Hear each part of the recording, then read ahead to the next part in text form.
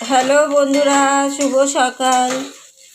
এই দেখো আজকে আমি লটিয়া শুটকি করছি।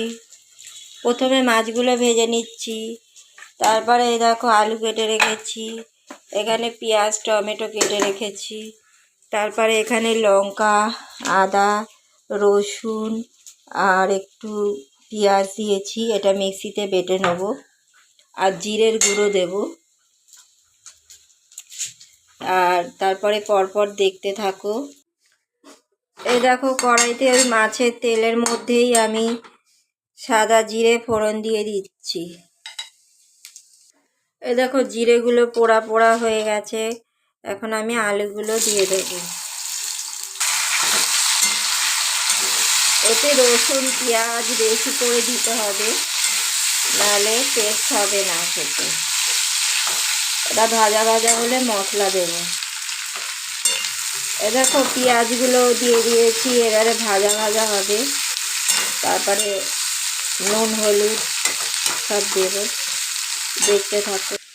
এ দেখো বন্ধুরা আলু পেঁয়াজ ভাজা হয়ে গেছে, এবারে আমি ওই বেটে রাখা মশলাটা মিক্সিতে ওটা দিই।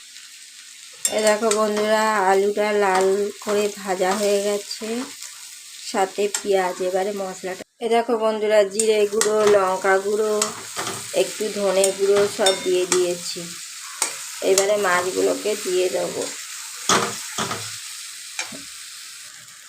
এই দেখো শুটকিগুলোকে দিয়ে দিলাম, এবারে একটু কষাবো। এবারে টমেটোটা দিয়ে দেবো। দেখো তো কে কে খাবে রেসিপিটা চলে এসো ঝটপট। ভিডিওটা ভালো লাগলে লাইক শেয়ার কমেন্ট করে দাও।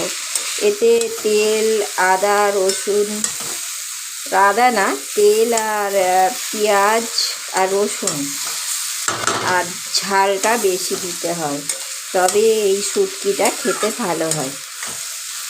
দেখো কত সুন্দর কালার হয়েছে। তো তোমরা চলে এসো, রেসিপিটা আমার বাড়িতে খাওয়াবো তোমাদেরকে। তো ভিডিওটা ভালো লাগলে লাইক শেয়ার কমেন্ট করে দিও বন্ধুরা, আর সাবস্ক্রাইব করতে ভুলো না।